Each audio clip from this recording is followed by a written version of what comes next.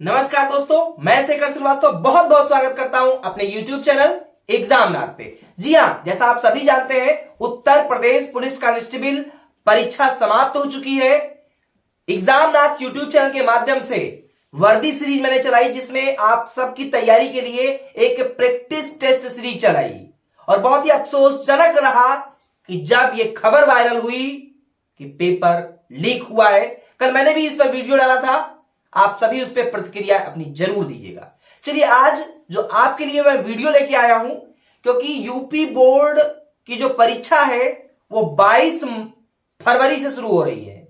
Means 22 फरवरी से, जी हां, महज अब आपके पास बहुत कम समय बचे हैं और 2 मार्च को अंग्रेजी का पेपर है इंटरमीडिएट वालों का। एग्जामनाथ यूट्यूब चैनल के माध्यम से 2 मार्च तक, जी हां, जब तक आपका पेपर नहीं हो जाएगा, हर एक चैप्टर का आपको क्वेश्चन आंसर मिलेगा, उससे रिलेटेड एमसीक्यूज मिलेंगे और जो भी लड़के इंटरेस्टेड हैं वो डायरेक्टली हमसे संपर्क भी कर सकते हैं। मैं एक टेलीग्राम चैनल भी क्रिएट कर दूंगा और अगर आप चाहते हैं टेलीग्राम चैनल पर आपका एक क्विज हो सके, उससे रिलेटेड आपसे प्रश्न किए जा सके, तो इसके लिए आप इस वीडियो के कमेंट बॉक्स में अपनी प्रतिक्रिया जरूर दीजिएगा। तो चलिए, आज जो मैं लेके आया हूं वो है जो पहला चैप्टर इंटरमीडिएट का है, द लास्ट लेसन, उसका एमसीक्यू टाइप क्वेश्चंस। जी हां, मल्टीपल चॉइस क्वेश्चंस। एक प्रश्न होगा और उसके 4 विकल्प होते हैं। कौन सा विकल्प सही होगा वो आपको बताना होगा। इससे पहले मैं आप सबको द लास्ट लेसन चैप्टर का जो 60 आंसर क्वेश्चंस है, इसका मैं करवा चुका हूं, आप जाकर के उसको देख सकते हैं। तो चलिए, समय को वेस्ट नहीं करते हैं और वीडियो पे आते हैं।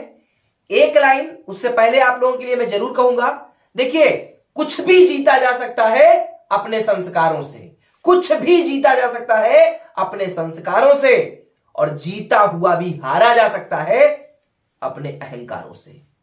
तो ध्यान रखिएगा मेरे प्यारे दोस्तों, आपको अहंकार में नहीं रहना है, हमेशा पोलाइट रहिए, तभी जीवन में आगे बढ़ पाएंगे। चलिए बढ़ते हैं वीडियो की ओर और देखते हैं आज का पहला क्वेश्चन क्या है। चैप्टर का नाम है द लास्ट लेसन और पहला प्रश्न क्या है। पहला प्रश्न है, French was in great dread of scolding. जी हां, जो फ्रेंच है वो ग्रेट ड्रेड ऑफ स्कोल्डिंग, मतलब डर था उसे डांटे जाने का। Because M Hamel had said, M Hamel ने कहा था that he would question them on, क्योंकि वो प्रश्न पूछेंगे। किस पर पूछेंगे? इंफिनिटिव्स पे, पार्टिसिपल्स पे, आर्टिकल्स पे या प्रोनाउन पे।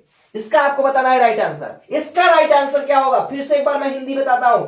फ्रेंच बहुत ही डर में था कि वो डांटा जाएगा। क्यों डांटा जाएगा? क्योंकि एम हैमिल ने प्रश्न पूछने के लिए कहा था। किस टॉपिक पे कहा था, यही आपको आंसर देना है। आपके सामने ऑप्शंस है इंफिनिटिव्स, पार्टिसिपल्स, आर्टिकल्स या प्रोनाउन। तो इसका जो राइट आंसर है मेरे प्यारे दोस्तों, वो है आपका B for Bombay is the right answer. जी हां, सेकंड वाला ऑप्शन सही होगा। पार्टिसिपल्स जो है, सेकंड ऑप्शन जो है, वो आपका विकल्प सही है, क्योंकि जो टीचर है मिस्टर एम हैमिल साहब, उन्होंने पार्टिसिपल टॉपिक पर ही प्रश्न पूछने को बोला था। और जो स्टूडेंट है जिसका नाम है फ्रेंच, इसका वो टॉपिक नहीं तैयार था और इसीलिए वो डर में था कि उसे जरूर डांटा जाएगा उसके टीचर मिस्टर एम हैमिल साहब के द्वारा। तो क्लियर हो गया ना? बिल्कुल। बढ़ते हैं नेक्स्ट क्वेश्चन की ओर। आज का हमारा दूसरा प्रश्न है, M Hamel was wearing his green coat which he only wore मतलब पहनते थे, ऑन डेज।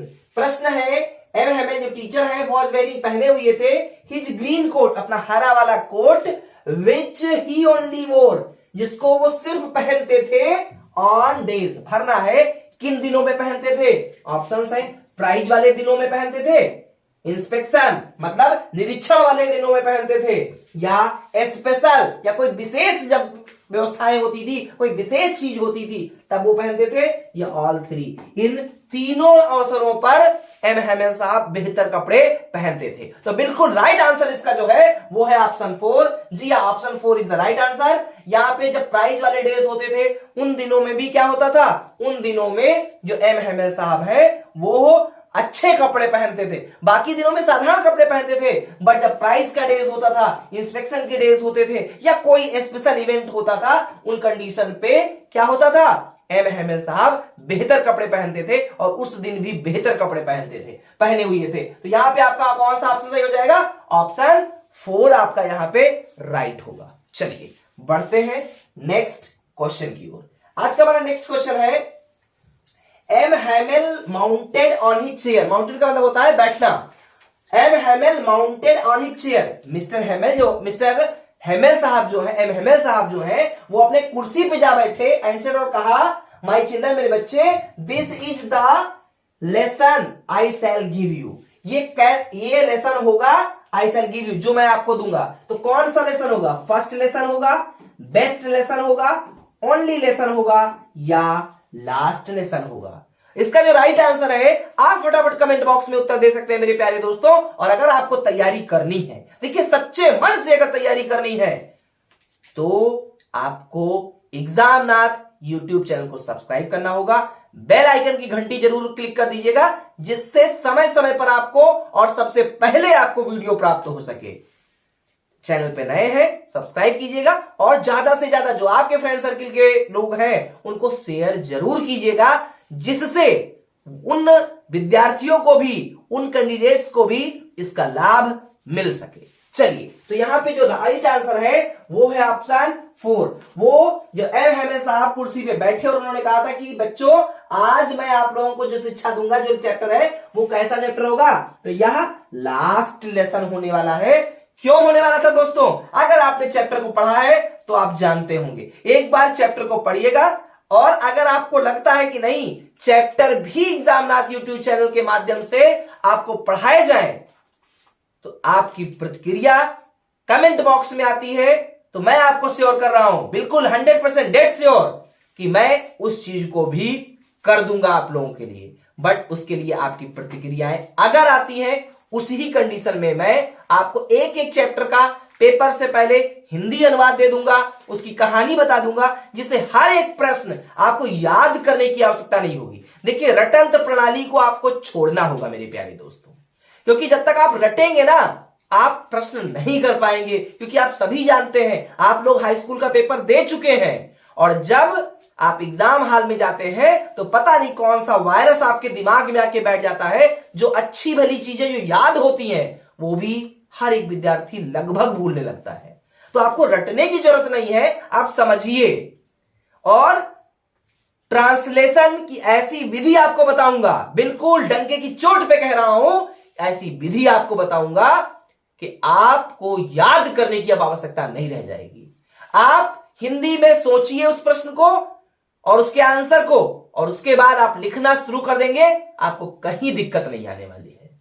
तो आप कमेंट बॉक्स में जरूर अपनी प्रतिक्रिया दीजिएगा, जिससे मैं ये डिसाइड कर पाऊंगा कि आप लोगों के साथ क्या कुछ मुझे इन 10 दिनों में आपको देना है मटेरियल। चलिए देखते हैं। तो यहां पे कैसा लेसन था, वो लास्ट लेसन था। क्यों? क्योंकि एक आदेश आ गया था बर्लिन से कि अब फ्रांस में क्या होगा, अब वहां पे फ्रांस लैंग्वेज की पढ़ाई नहीं होगी, अब वहां पे जर्मन लैंग्वेज की पढ़ाई होगी। तो इसीलिए क्योंकि ये फ्रेंच लैंग्वेज के टीचर थे एम हेमल साहब, और ये लास्ट लेसन वो लेने जा रहे थे बच्चों के साथ, क्योंकि बर्लिन से आदेश आ चुका था। चलिए बढ़ते हैं अगले प्रश्न की ओर। आज का हमारा अगला प्रश्न है, the old man were sitting in the back of the class and it was their way of thanking their master for years of faithful service. देखिए यहां पे क्या क्वेश्चन है, the old man were sitting, जो बूढ़े बूढ़े आदमी थे, क्योंकि जब लास्ट लेसन था आपने अगर चैप्टर पढ़ा, फिर से कह रहा हूं चैप्टर की हिंदी आपको आनी ही होगी। आप उसको अगर नहीं जानेंगे तो देखिए आप फिर एमसीक्यू टाइप क्वेश्चन नहीं कर पाएंगे। आप क्वेश्चन आंसर कितना रट लेंगे, कितना रट लेंगे भाई, नहीं रट सकते आप। आप अगर रट करके सोचते हैं कि नहीं मैं बेहतर कराऊंगा, नहीं कर पाएंगे दोस्तों, नहीं कर पाएंगे, ये मेरा दावा, नहीं कर सकते आप। क्यों नहीं कर सकते? आप 2-4 प्रश्न याद कर लेंगे, 10-5 क्वेश्चन याद कर लेंगे, 10-20 क्वेश्चन याद कर लेंगे, लेकिन हर एक चैप्टर का आपको क्वेश्चन आंसर नहीं याद होगा। और अगर क्वेश्चन का हल्का सा नेचर चेंज हुआ ना, तो आप गलत आंसर करके आते हो और फिर आप सोचते हो कि नहीं, अरे तो जो एग्जामिनर था मुझे तो नंबर नहीं दिया। ऐसा नहीं है मेरे प्यारे दोस्तों, बिल्कुल कॉपी चेक होती है, बहुत अच्छे से कायदे से कॉपी चेक होती है। आप प्रश्न के नेचर को नहीं समझते, आप केवल पेज भर देने से आपको नंबर नहीं मिल सकते हैं। तो आपको ध्यान देना होगा, आपको चैप्टर पढ़ना होगा, चैप्टर की हिंदी आपको बिल्कुल अच्छे से आनी चाहिए। तो जो ओल्ड मैन थे वो बैठे हुए थे, जब लास्ट लेसन की बात आती है तो गांव के जो बड़े बूढ़े लोग थे वो भी आए हुए थे और कुर्सी पे बैठे हुए थे in the back of the class, उस क्लास के पीछे। And it was their way of thanking, और ये धन्यवाद देने के लिए आए थे, ये एक तरीका था धन्यवाद देने का देयर मास्टर, अपने गुरुजी का, for his years of faithful service. For his कितने साल की सर्विस की थी एमएमएस साहब ने? 14, 20, 30 या 40? तो जो इसका राइट आंसर है वो है ऑप्शन 4, 40 इयर्स की जो सर्विस थी उनकी टीचर एमएमएस साहब की, उनको धन्यवाद देने का एक तरीका लोगों को लगा कि अगर हम भी जाते हैं उस लास्ट क्लास को ज्वाइन करते हैं तो ये एक तरीका है धन्यवाद देने का और कुछ नहीं है। तो यहां पे आपको जो ब्लैंक दिया गया है, यहां पे आप क्या भर सकते हैं? यहां पे आपको भर देना है 40 इयर्स ऑफ फेथफुल सर्विस। चलिए बढ़ते हैं नेक्स्ट क्वेश्चन की ओर। आज का हमारा नेक्स्ट क्वेश्चन है, their parents prefer to put them to work on farm or at the so as to have a little more money. Their parents, उनके माता पिता जो थे, preferred करते थे to put them to work on a farm, खेतों में काम करने के लिए प्रीफर करते थे, उनको वरीयता देते थे, और अथवा at the factories, companies, shops के mills। तो इसका भी जो राइट आंसर है वो ऑप्शन 4, मिल्स में या तो काम करने के लिए, so as to have a little more money, जिससे कुछ पैसा कमाया जा सके। देखिए जो पेरेंट्स थे वो खेतों में काम करवाते थे और या तो उन्हें मिल्स में काम करवाते थे, जिससे वो थोड़ा और अधिक धन अर्जित कर सके। तो यहां पे ऑप्शन आपका 4 सही होगा। कौन सा सही होने वाला है? 4, मिल्स। यहां पे आपको ये इस जगह पे आपको फिल कर देना है। चलिए बढ़ते हैं अगले प्रश्न की ओर। आज का हमारा अगला प्रश्न है, when a people are enslaved as long as they hold fast to their language, it is as if they had their prison, exit, way, key या gate। तो इसका जो राइट आंसर है वो होगा ऑप्शन 3, की भरा जाएगा। when a people are enslaved as long as they hold fast to their language, it is as if they had the key to their prison। चलिए बढ़ते हैं अगले प्रश्न की ओर। आज का अगला प्रश्न है, क्या है? देखिए अगला प्रश्न, हमारा अगला प्रश्न है, ऑन द, भरना है, the pigeons cooed very low, roof, wall, gate या टिन। तो इसका जो राइट आंसर है वो देखिए on the roof, on the roof क्या भरा जाएगा यहां पे? On the roof the pigeons, मतलब छत पर जो कबूतर थे कूड कर रहे थे। कूड मतलब ये जो पिजन्स है, जो कबूतर है, जो कबूतर की बोली होती है उसको कू बोलते हैं। तो यहाँ पे on the roof the pigeons, जब चैप्टर को पढ़ेंगे तो वहां पर इस बात को फिर क्लियर किया गया है। बार बार मैं इसी चीज को, ये तीसरी चौथी बार मैं इस वीडियो में बोल रहा हूं, आपको हिंदी आनी चाहिए, उस चैप्टर का सारांश आना चाहिए। अगर आप उसी चीज को नहीं जान रहे हैं कि इस चैप्टर में क्या बोला गया है, क्या बताया गया है, तो you can not learn everything.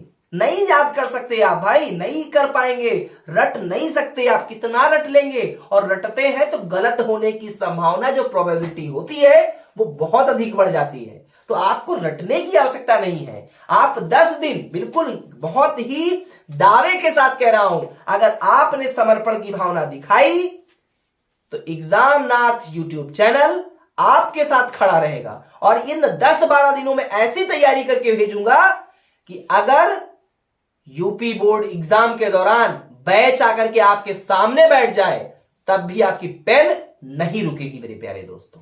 बिल्कुल आप पेन नहीं रोकेंगे और बेहतर अंक अर्जित करेंगे।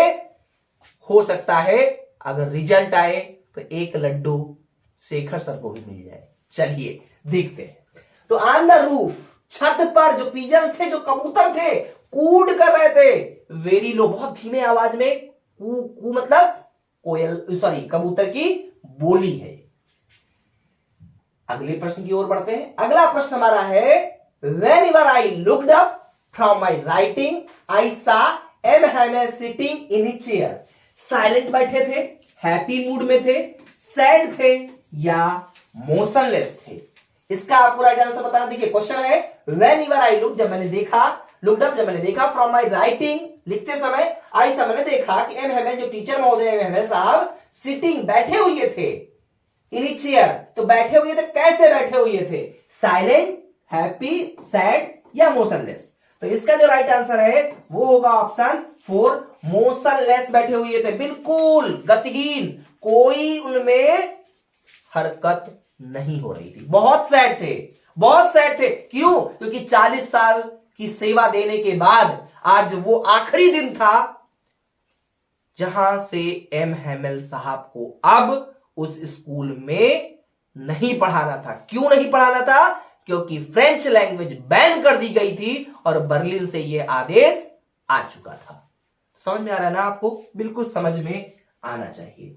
बढ़ते हैं अगले प्रश्न की ओर। अगला प्रश्न है हमारा, after the writing we had a lesson in the, English का मिला। आफ्टर द राइटिंग लिखने के बाद वी हैड ए लेसन, हमें एक लेसन मिला, हमें एक पार्ट पढ़ाया गया। किस पे?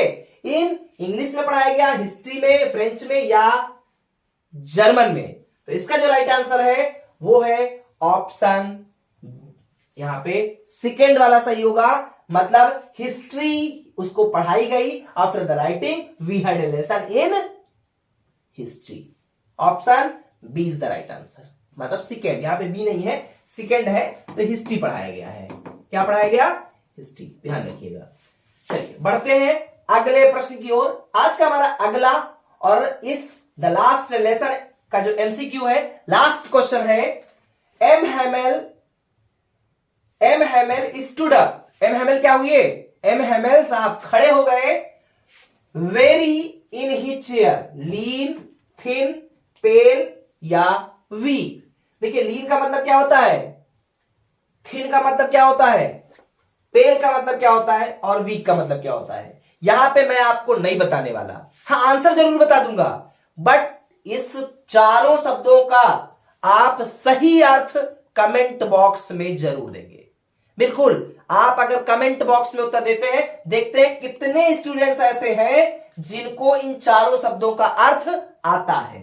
तो एम ए हेमल साहब जो खड़े हो गए, स्टूड अप, खड़े हो गए, वेरी इन हिज चेयर, यहां पे जो राइट आंसर है वो है ऑप्शन 3। जी हाँ, ऑप्शन 3 जो है पेल शब्द जो है। चलिए हमने पेल बता दिया तो इसका मतलब जान लेते हैं। बाकी आपको 3 शब्द आपको बताने हैं। पेल का मतलब होता है हल्का पीला।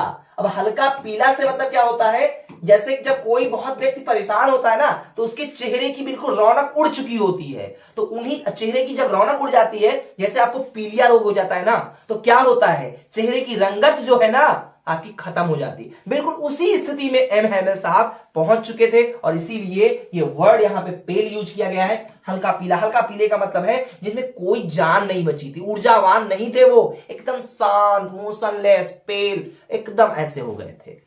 उम्मीद है आपको ये वीडियो अच्छी लगी होगी। अगर वीडियो अच्छी लगी है तो प्लीज आप लाइक करिएगा, ज्यादा से ज्यादा दोस्तों को शेयर कीजिएगा और अगर चैनल पे नए हैं तो चैनल को सब्सक्राइब कीजिएगा, बेल आइकन की घंटी जरूर दबाइएगा। कमेंट बॉक्स में आपका बताएगा कि मुझे 10 दिनों में आपकी कैसे तैयारी करवानी है। थैंक्स फॉर वॉचिंग, बहुत बहुत धन्यवाद। थैंक